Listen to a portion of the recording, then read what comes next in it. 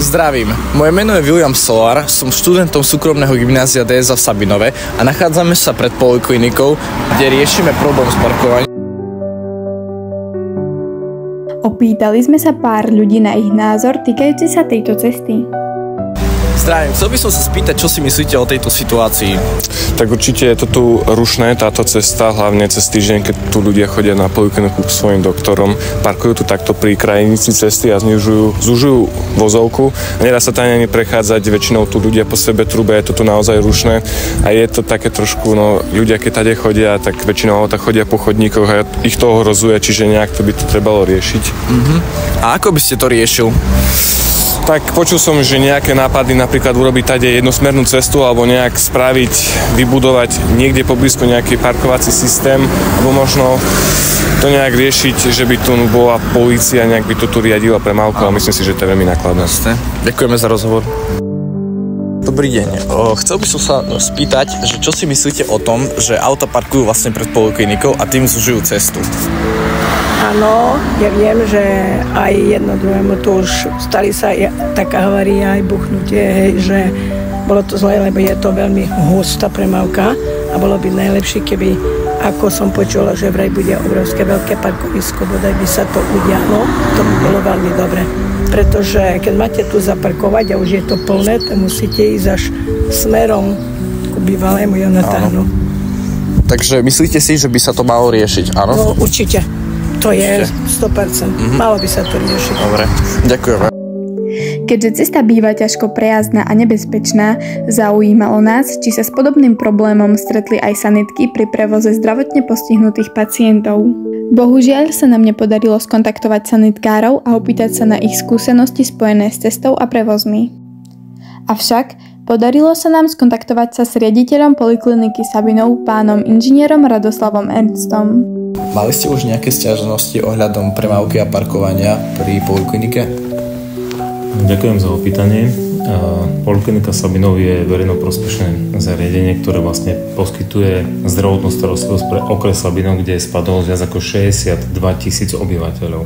Keď si predstavíte 62 000 obyvateľov, že len každý 10. by bol nejakým spôsobom chorý a potreboval by ísť k lekárovi, tak kapacita parkovacích miest, ktoré sú pri poliklinike, jednoducho je nedostatočná.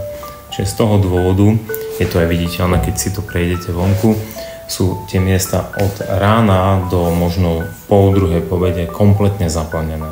Z toho dôvodu je tu nedostatok parkovacích miest a ľudia, ktorí sa chcú dostať na ošetrenie, majú naozaj problém zaparkovať. Čiže prichádzajú aj sťažnosti. Nie je to na dennej báze, ale stane sa. A ako by ste túto problematiku riešil? Riešenie je niekoľko. Ja to vidím vo viacerých rovinách.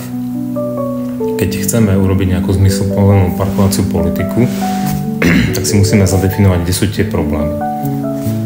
Problém je, poprvé, podľa môjho názoru teda, keď tu príde imobilný pacient alebo pacient, napríklad nejaká mamička s dieťaťom potrebuje nevyhnutne zaparkovať, potrebuje mať dostupnú zdravotnú starostlivosť, čiže potrebuje mať niekde parkovacie miesto. Čiže to treba riešiť. Potom tu máme ľudí, ktorí idú na nejaký termín na vyšetrenie ku kardiologovi, ku hematologovi, hoci kde. Tiež potrebujú zaparkovať. Ako noha nezaparkujú, sú v strese, krúžia tu a proste vznikajú tu zápchy. Tretie, máme tu lekárov, ktorí prídu do práce, zdravotný personál, ktorý tiež potrebuje zaparkovať, musí na to mať svoje miesto.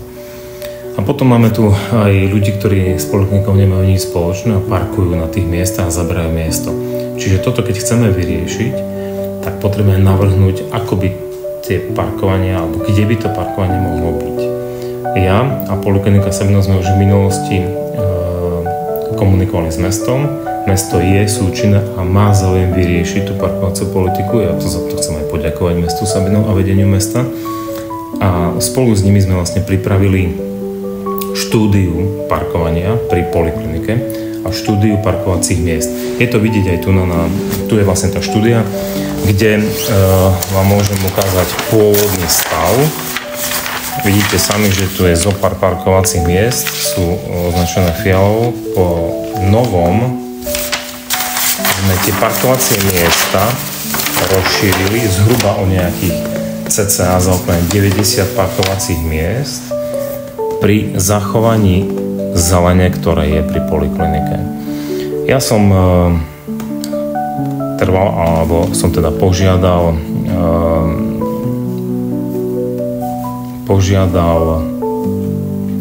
projektanta, aby tu zeleň zachoval, pretože v meste Sabinov je strašne málo zelene. Máme tu vlastne iba dve také nejaké lokality, kde tá zeleň je v centru mesta a potom Komenského. Tretia lokalita je pri poliklinike.